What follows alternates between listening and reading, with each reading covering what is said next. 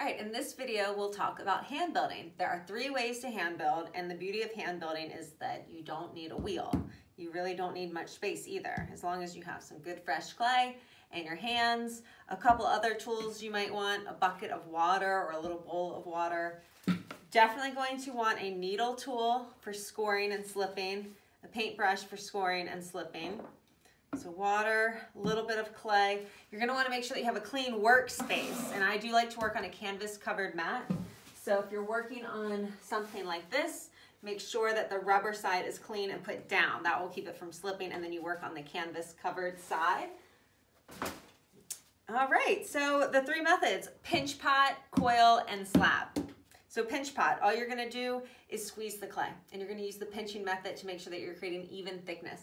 The project that I start out doing is a spoon rest 3 ways. So we're gonna do a pinch pot spoon rest, a coil spoon rest, and a slab spoon rest. That way it's just a little bit of clay. You can practice all of the techniques, and if you want, you can keep it, fire it, and you'll have a great functional piece. So I'm gonna start just like I'm making a hamburger patty, pinching. I'm turning and pinching, turning and pinching. And when you're creating with clay, you're always thinking about the thickness of the clay. So if it's thicker than my finger, it's gonna be too thick, it could crack, it could explode.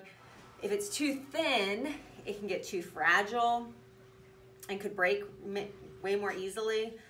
Now, as I'm turning and pinching and turning and pinching and feeling that thickness, and if it feels fatter, I'm pinching a little harder, and if it feels thinner, I'm kind of relaxing my pinch, but I'm turning and pinching, feeling for that even thickness. What could happen is it could start to get crackly from losing its moisture.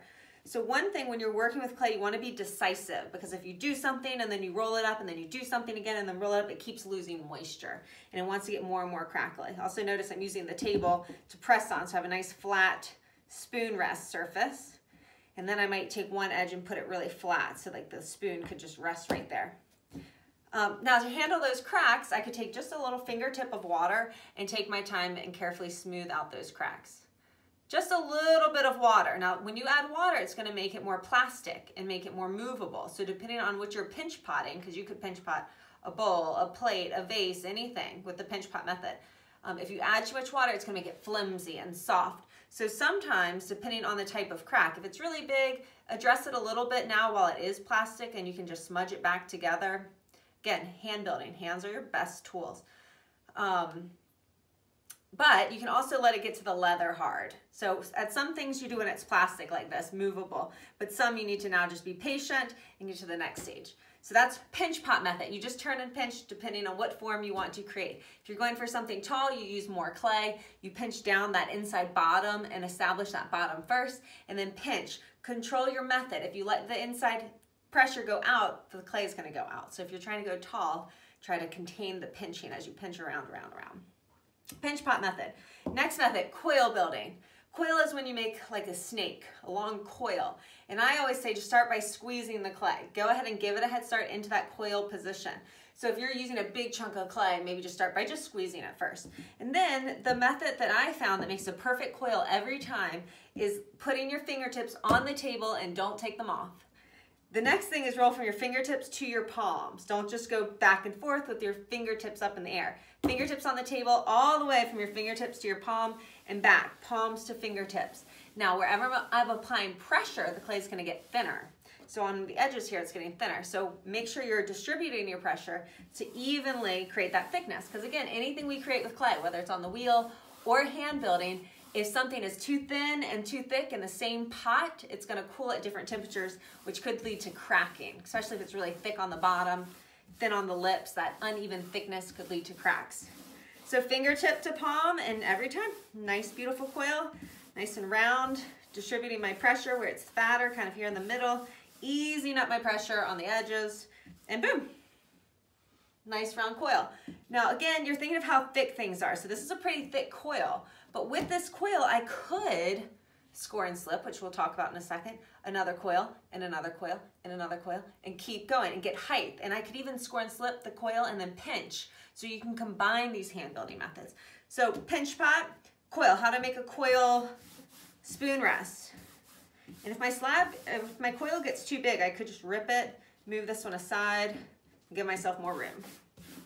So how can I make a coil into a spoon rest? well, that's kind of fun to play with the clay as well. And at this point, you can also experiment with texture. When clay is plastic, you can find different tools and play around with stamping when it's plastic.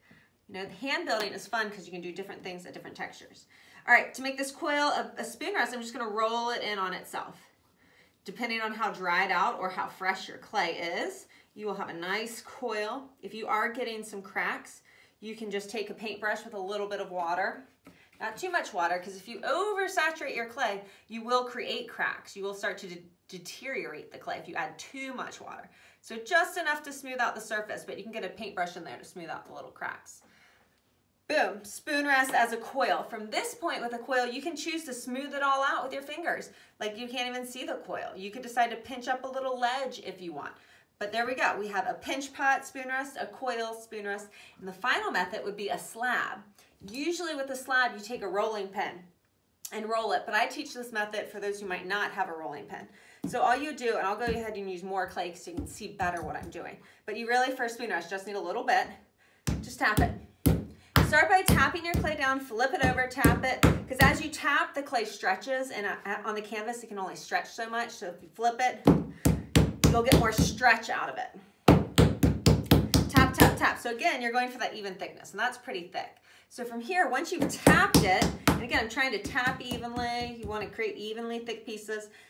After I have tapped it, I can now throw it.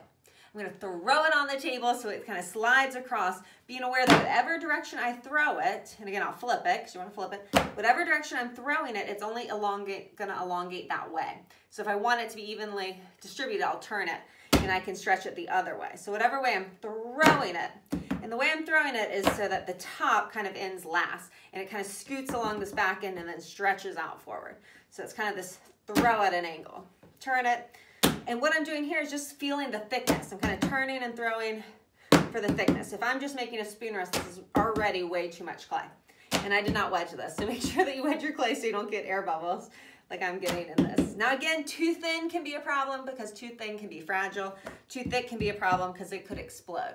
Now one more tool you need if you are going to be making slabs or stretching the clay out, like if you're doing a plate or anything with a wide bottom that's been stretched out, you want to compress your clay, which you take a rib tool, I like a curved one, put it parallel to the clay, put the back end on first, take it, wipe it, and flick it. Drag it horizontally, back end drags, flick. And you kind of go side to side. And after you go side to side, and if you're getting a weird mark with your rib, try a different angle. But you're just kind of flipping it or flicking it. I just made my fingernail mark so I can just compress that out. And then once I go side to side, I'm gonna go up and down. Kind of crisscross, you are compressing, and do both sides. Now what compressing does is it reattaches those clay particles. You've just kind of stretched them out and want it to make them fragile. So this is kind of helping them strengthen back up. So you wanna make sure that you compress both sides. And it also helps get rid of that texture. And this is a slab. So from this slab, you can do so much. You could build a box, you could build shapes, you could build a sculpture. You can roll texture in this and then drape it over a form. You could cut slabs, cut slab coils and cut strips and create a woven pattern and drape it into a form.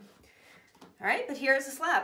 So we have a pinch pot, a coil, a slab. I wonder if you can see these pinch pot, coil, slab. And then if you have a jar or any circle or any stencil, or you can freehand, that's the beauty of hand building. It doesn't have to be a circle. Usually on the wheel, you end up with a circle, unless you alter it. But with hand building, you can really do any forms that you want. But you can see the even thickness that was created from that slab. A tip to check your thickness with the slab is take your pen tool, your needle tool, stick it to the clay, put your finger where it touches the clay, pull it out, and then kind of tap around. So there my finger doesn't even touch. So this part's thinner than where it was touching over here. So this is thicker. Or I could do vice versa, put it where it's thinner, and look, now my finger's making a mark because it's too thick compared to this measurement I took over there. So you can kind of use your pen tool to kind of measure how thick is it in different points, trying to get even thickness. That's why usually the edges are thinner, so you might avoid using those. But here's a slab.